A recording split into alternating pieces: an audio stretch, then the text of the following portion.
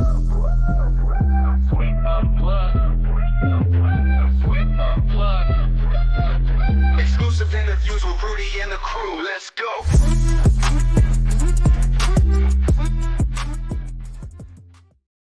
Hey, good evening or good afternoon, Sweep the League Nation.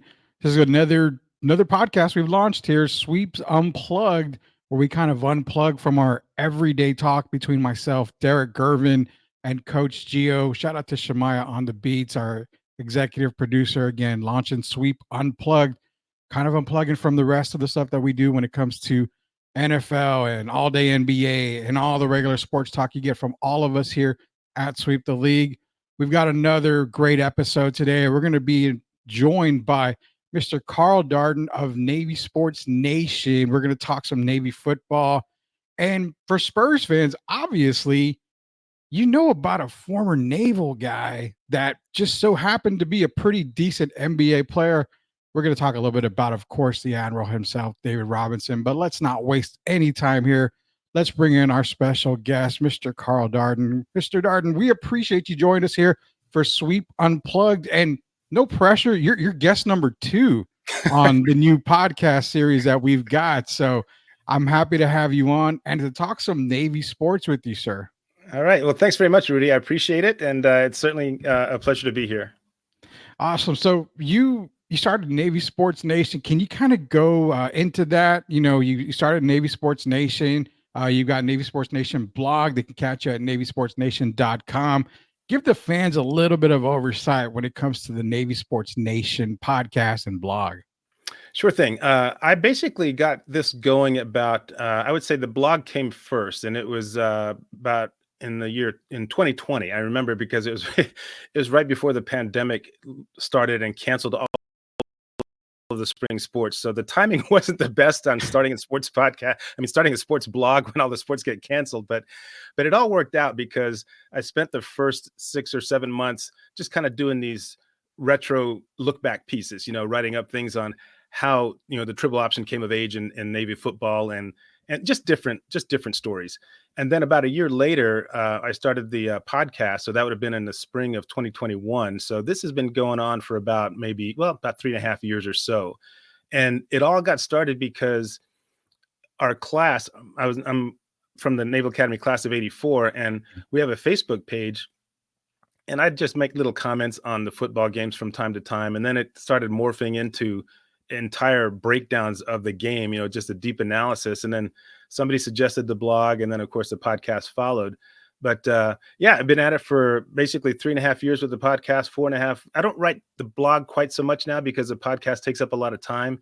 Mm-hmm. But every once in a while you'll run across something that is it's a good idea to do it as a written feature as well as featuring it on the podcast. So I do a little bit of both still.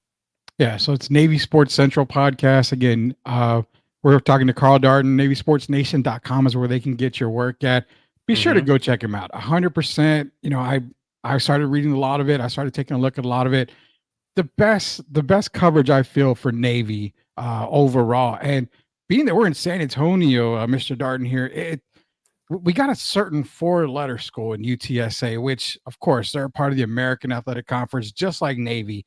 To start the year, UTSA was actually, they were, I guess, predicted to go number 2 in the conference. And it's almost like the tables have turned. And Navy, I think, was expected to finish 11th in the conference, according to the media poll.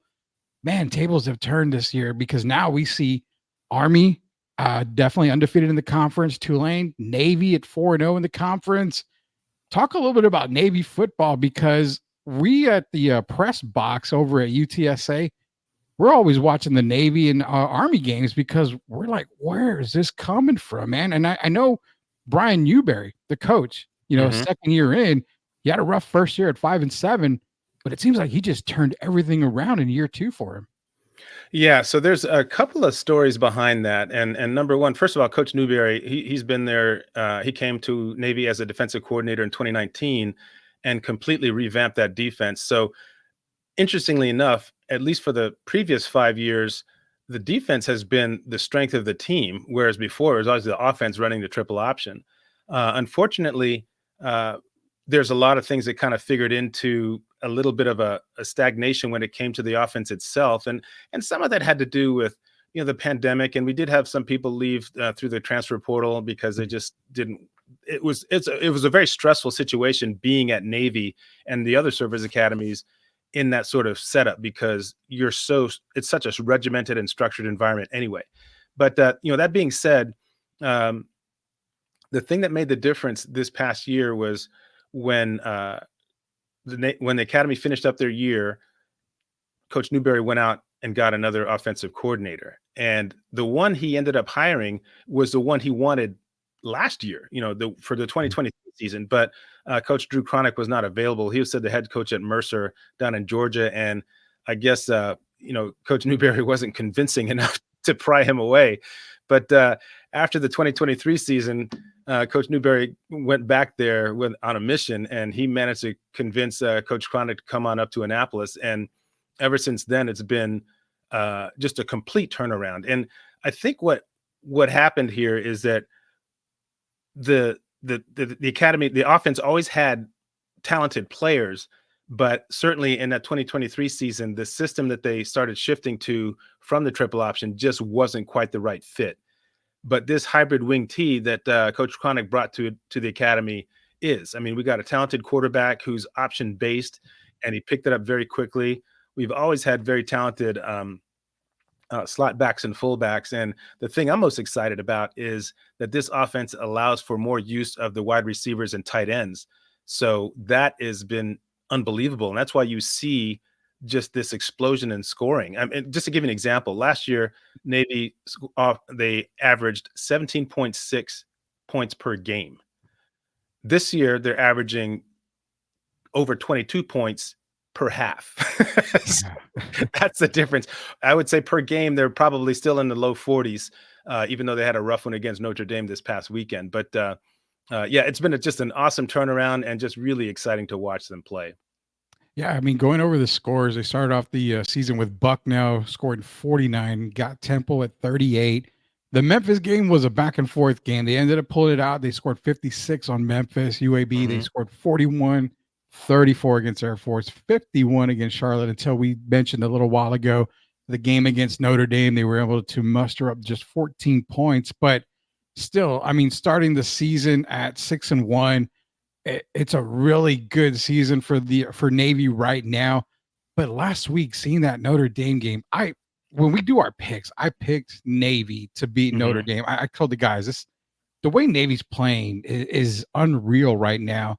And the guys are like, no, Notre Dame's on a little mission right now. They were upset by Northern Illinois, and they're still mad about it. But something was telling me about Navy, like, pick Navy. I even think David Robinson was on my shoulder, like, you need to pick Navy. I'll pick Navy. I'll pick Navy. But going into that Notre Dame game, can you kind of break that down? Because I think that's kind of more of a wake-up call for that last part of the season for Navy. Yeah, the way I saw it, and you're right, going into that game, probably it was Navy's best chance to beat the Irish since they did it in 2016. And I think that even going into that game, I remember writing up when I posted on our class page, on our group Facebook page for Navy Sports Nation, I said, look, regardless of the outcome, I just hope that they don't beat themselves. And of course, that's exactly what happened. You cannot first of all, Navy's got to play near perfect football when it comes to turnovers to beat anybody. Forget Notre Dame, just beat anybody. And when you put it on the ground 5 times against a team like the Irish, who were ranked, I think, 12th at the time, that's just going to be bad for everybody. So it was one of those situations where I don't know if you ever saw that movie, The Replacements, but yeah, there was one scene where in the locker room, they were talking about fear, and they asked him, what do you fear the most? And at one point, Keanu Reeves, who is Shane Falco, he raised his hand. He goes, I'm afraid of quicksand. And they go, what do you mean? He goes, well, you're playing a game, and then something bad happens, and then another, and then another, and then another. And then before you know it, you're in over your head, and there's no getting out. And that's kind of what that game reminded me of. And the best way to approach it is to watch the film, pull away the lessons from it, and just flush it down the toilet and move forward. So I'm hoping that's what they did, and they can apply those lessons throughout the rest of the year, to your point. Yeah, and being that they are already at 6 wins, I mean, they're bowl eligible. They've still got Rice in South Florida. Probably the two games, and I would say two games, Carl, but the last three games of the season, Tulane, East Carolina, and of course against Army at the end of the year. It's not. Un, it's easy to say that the schedule just doesn't get any easier, especially in the last three games of the season. That's true. And I tell you, Tulane is always just an absolute brawl. I mean, even if you might see some high scoring, like 5 years ago, we played them, and in fact, it was for another reunion when I was at the academy. I think it was my 35th year reunion. We played Tulane, and Navy beat them 41-38 on a last second field goal, Yeah. and but it was still a very, very physical game, and I don't expect any less from when Tulane comes to town in a couple of weeks. So that's going to be a tough one. East Carolina is very explosive these days. I mean, they can put up a lot of points in a hurry, and Army as well. I mean, they have a really good quarterback.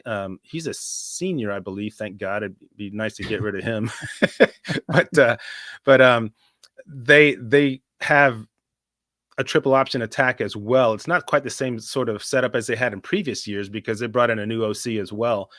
But I think that game could be a little bit different than what we've seen in the past because there's enough of a change to Navy's offense that it's not quite as predictable. And I think that there's a pretty good chance, and I would say this is probably going to be true of both offensive coordinators, that they're probably keeping some stuff in their back pocket that they haven't shown yet for that Army-Navy game because Navy's lost a couple in a row. They upset Army a couple of years ago, back in 2021. They weren't expected to win that game, but they did. And then the last 2 years have gone right down to the wire. So the Mids are going to want to get back on the right track here. They still lead in the series, by the way. I just wanted to make that clear. Oh, you got it. If you want to say anything like that, you make it very, very clear to everybody out there. The Army Navy game. Obviously, you throw the records out. I mean, you could be undefeated, you could be winless on the season. It's almost like every rivalry game when it comes to like Duke, North Carolina, Texas, and OU. Now this year, Texas and Texas A&M from back in the day, they're renewing their rivalry. So when it comes to rivalry games, the records just go out the door. But previewing that Army Navy game at the end, a lot of us have never had the opportunity to experience that game. I am well aware because I've seen it on TV. I know it's just hostile. I mean, in a good way, it's hostile because it's a good rivalry. Can you give everybody out there just the best idea you can to describe the atmosphere for that Army Navy game? Yeah, I mean, it's pretty amazing. And I know that, and to be quite honest with you, I've not actually been to one live since I graduated, but I can still feel the goosebumps come up whenever I watch it. But just from my own personal experience when I was there, we were fortunate enough between the years of 1980 and 84. So the football seasons would have been 80 through 83. Luckily, Navy never lost to Army. They ended up tying us my sophomore year 3-3. The weather in that game was just miserable. It was like playing on a skating rink. But the other games we handled them pretty easily. But just leading up to it, just the pomp and circumstance, if you want to phrase it that way, with the brigade and the Corps Cadets march on, just all the majestic music. You got all the dignitaries there. You have either the president, vice president, or somebody that's at that level of authority in in American government, coming to watch the game. And it's just you have the flyovers, the whole 9 yards. And then my senior year, it was actually for the first and only time played out in the Rose Bowl in Pasadena, which was an incredible event just from a logistical standpoint. And neither team was really having a very good year, but Navy won that one like 42-13. And so that was nice because I was not a really big fan of going out there for the game if we were going to lose, because it would have been one heck of a long plane ride back. So. Yeah, I can only imagine the long plane ride back. I mean, the atmosphere it's electrifying. It is. I'm pretty I sure. think electric is a good word. Just everything that's going on, and just especially if you throw in an exciting game on top of that, the fans will just be tied in knots, just waiting for the outcome. But overall, if it's something that if you've never been to an Army Navy game live, it's not a bad idea to put it on your bucket list to check it out. Yeah, that's going to be on a bucket list for sure. I've got to check it out. And it's crazy because if Navy runs the table to get to that Army game, Army runs the table, you're talking about an undefeated Army team against a one-loss Navy team. The the scale and the magnitude of that game, knowing the CFP, outcome is going to be there. Man, that makes this game just that much more tougher because ideally, can you see both of them making the college football playoffs if Navy is a two-loss team, though? No, I don't think so. And I will tell you that, given what Boise State's doing out there in the West, Mhm. they look pretty good as well. So I'm not really sure how the college football playoff committee would break down, filling those remaining teams. I think that for somebody from the American Conference to go, they would probably have to be undefeated in the conference. Mhm. So that probably it's going to leave it right now basically to Tulane, Army, and Navy. They're the only ones who are undefeated right now. So we'll see how that plays out. I don't think that the loss to Notre Dame, even though it was an ugly one, necessarily hurts the Mids all that much because Notre Dame is a Right. ranked team.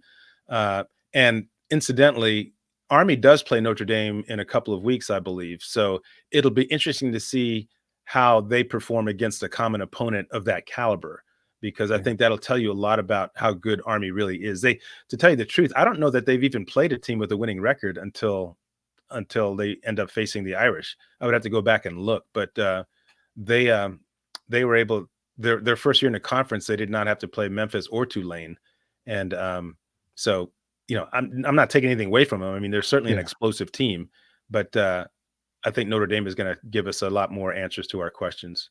It's kind of crazy because I brought it up now, and I mean the Army schedule was Lehigh, Florida Atlantic, Rice, Temple, Tulsa, UAB, East Carolina. So Mhm. I mean, definitely nothing to write home about. I mean, they do have Air Force. Now, a game you could almost circle that Army could trip up on and actually benefit, Navy is the game right before Notre Dame, and that's against North Texas. The North Texas puts up a Yeah. lot of points. Uh huh. So that could be a game for everyone in the American Conference to actually circle is North Texas. Hmm. Yeah. Um, I go remember ahead. one year. God, I think it was a long time ago. The Navy played North Texas, and the final score was like this. It was in 2007. Oh, we got you.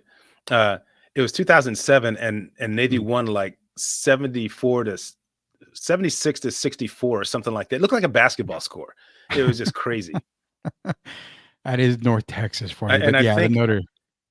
Go ahead, sir. I was gonna say, I think the at half, I just laughed thinking about it. At halftime, Navy was behind 49 to 45. Oh God. That's pretty That pretty wild. And that's a score that most teams wanna actually score in a whole game is 44 or 45 points, That's right. to have that at Yeah. halftime. North Texas, Notre Dame, and then Navy at the end of the year. So this second part of the season for Army could be a tough one. You have their toughest part of the schedule coming up here, especially in the last 4 games. We are talking to Karl Darden. Definitely, he's of Navy Sports Central podcast, NavySportsNation.com is where you can find him at as well, all the Navy coverage. And speaking of Navy, we're going to get to our last topic, and I got to bring it up. I have to bring it up because Spurs fans they'll get to me. They'll DM me every day if I didn't bring it up because how do you not bring up one of San Antonio's favorite guys? The man, the myth, the legend, 7'1", David Robinson. So you were telling me before the show that when you were a senior, David was a freshman coming in. He wasn't really starting, but you still managed to keep track of David as he was playing through Navy over getting into the NBA. But I mean, just being one of the few guys I've ever talked to experience David Robinson in the Naval Academy. you got a backstory behind that for everybody in Spurs Nation? What do you want to talk about when it comes to David Robinson? Yeah, I sure do. And I think that well, I'm sure a fair number of people who have followed his career know this already, but he was not heavily recruited to play basketball Mhm. at Navy. And when he entered the academy, he was 6'7", and I think a lot of people just figured, okay, he'll go and play and then just go out and do his Navy career and stuff like that. Now, at some point, he just exploded growth wise, certainly Yeah. between his freshman and junior years, because coming in for his junior year, he was over 7 feet tall. And that actually limited him in terms of what he could do in the Navy. He couldn't go on a submarine, certainly couldn't fly in a plane, and or certain jet planes anyway. And so he ended up going, I believe, into the Civil Engineering Corps and served his time there. And I followed his career from the time he just exploded on a national stage when Navy upset Syracuse in the '86 NCAA tournament, and then they made it all the way to the Elite Eight before bowing out to Duke. But when David Robinson graduated, I knew that he was going to get drafted by somebody, and when the Spurs picked up his drafting rights, I was actually kind of excited because I've always liked the Spurs as an organization. And they were up and down as a team a little bit in the '80s, but once he finished up his obligation with the Navy, Robinson joined the team, and that was really where the franchise started to kind of level set itself and really make a move, because the record, they went from like a 60 loss team to a 60 win team pretty quickly. And then of course when Tim Duncan joined them in I believe, what was it, 1994, 95, 97. Yeah. 97, that's right, because he was 97. a freshman at Wake Forest in 94, my fault. Mhm. But yeah, they ended up winning in 99. And then it was funny because in the 2000s they were like kind of on this odd year kick, 2003, 2005, 2007. So I said, hey, is it an odd year? Because if it is, the Spurs got a pretty good shot this year, You're right. The Yeah. odd I mean, year. but It was I love David Robinson from the time he started playing, and just a model individual. I mean, certainly, I'm not one for a lot of fan worship or anything like that, but there's a couple of people I really respect in this day in pro sports, and he was one of them. Yeah, the one story behind David is the fact that when the Spurs drafted him, he wasn't coming over right away. He had to fulfill his obligation to the United States Navy, and there was always a fear that he wouldn't sign with the Spurs, that he Hmm. would just go with another team. It was so kind of messy there, and I remember Spurs fans. I was young. I mean, at that time, I was probably I was born in '79. He was drafted in '88, I believe, so 9, 10 Yeah. years old. And the fact of, okay, well, we drafted him, we have his rights, but there's still no telling if he's going to want to play basketball or even want to play for the Spurs. He could want to play for somebody else. Luckily, he came in. And the one thing that a lot of people will remember, Mr. Darden, is the fact that David saved San Antonio Spurs basketball, because Hmm. there was a point where the Spurs wanted to relocate. And I think it was to Louisiana, if I'm not mistaken. Oh my goodness. Yeah, I didn't know that. And yeah, David was pretty much saying, you know what? I only want to play in San Antonio. That's it. Hmm. So the Hmm. team was kept here. They had another new owner. Everything was kept. It was just kept in San Antonio. So Right. yeah, he Yeah. basically saved Spurs basketball, from a Right. lot of Right. people's perspective. So yeah, Right. great guy, 100%. One of the best persons in San Antonio. We are talking to Karl Darden, NavySportsNation.com, Navy Sports Nation, and also Navy Sports Central podcast. Mr. Darden, parting words for everybody at Sweep the League, because I've had a great time, and I do look forward to talking to you again, hopefully at the end of the year, and we see Navy possibly in that CFP right there. Yeah, I would definitely like to do that. And I meant to tell you this earlier when we first started talking, but you are way too formal, man. My name's Carl. You can, because you get to refer to me as Mr. Darden. That's fine. That's cool. But anyway, yes, I think that the last thing I wanted to say was, first of all, thanks again for having me on the show. It was really a Sure. nice surprise. And secondly, I would encourage anybody who is not familiar with Navy sports to, I mean, they have different teams that play on both CBS Sports Network and also on ESPN Plus. And a lot of these sports kind of fly underneath the radar. but there are some terrific athletes at these service academies, and Navy in particular, because I mean, I'll give you just a quick example. Our rugby team just got varsity status a couple of years ago, and they won the NCAA equivalent of the national championship 2 years ago, defeating California. Oh, So, wow. I mean, and they made it back to the championship game this past year, but they came up short. But they're undefeated this year. So there's a lot of athletes, whether it's rugby, whether it's swimming, rowing. I mean, I could name a bunch of them. And one of the reasons I started this podcast and the blog that goes with it is because I wanted to put the spotlight on these folks that, I mean, they're elite athletes that most people have never even heard of. So give it if you happen to be cruising ESPN Plus and you see a Navy game up there, check it out. You'll be pretty pleased with what you see. You'll be pretty pleased with what you see, I think. Yeah, definitely. Everybody out there, check out Navy sports just in general. I mean, their football team obviously is on a roll, and hopefully we'll be able to talk to Karl Darden at the end of the year. And maybe when we get him back, they're in, like we said, the final 12. And that'd be a whole lot of talking to go around there, because knowing they'll probably have to play teams like your Texas Longhorns and possibly Georgia, but right now Boise State is probably the Cinderella team. But there's also another Cinderella team that's actually the official team of Sweep the League right now, and that's the Indiana Hoosiers. Man, they're playing unbelievable, they're playing but really who knows? well. Yes, yeah. Oh, we just can't stop talking about them for whatever reason. One of the guys lives in Indiana, and he told us at the beginning of the year, watch out for this team. They're going to do something. We said, come on, it's Indiana. Have they lost a game yet? I don't know. Knock on wood, they have not lost the game yet. Okay. And that's they've got, I believe, Michigan this weekend, maybe Michigan. So I know they have Ohio State on the schedule, which Ohio State plays Penn State this week. So who knows? We're going to see what happens for the rest of the year for the Hoosiers. But Mr. Darden, I appreciate you joining us here today at Sweep the League. We do look forward to talking to you again sometime. Love to have you on. Maybe even love to have you on an actual Sweep the League show. Bring you on here. You can talk to us for the guys as well, and talk about Navy, because one of our guys is Derek Gervin, George Gervin's brother. All right. He knows a little bit about David Robinson. So some of the stories y'all could share probably would be amazing there. Right. Okay. Well, I would be happy to do that anytime, Rudy. Thank you so much. Sure. So I appreciate everybody joining us here for Sweeps Unplugged. Again, a brand new podcast that we're bringing to you guys. We're just unplugging ourselves from everything else that we talk about, getting to know people in the podcast world, getting to know everybody else as well out there, whether it be entertainment, sports, anything, no matter what. Continue to plug into Sweeps Unplugged, because we're going to provide you with everything here for Mr. Karl Darden, Rudy Campos Jr., until we sweep the league and, well, plug ourselves back into Sweeps Unplugged. We'll see you later, guys.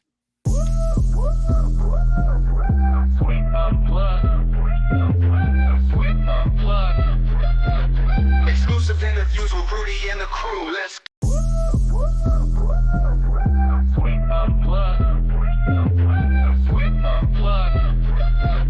Exclusive interviews with Rudy and the crew. Let's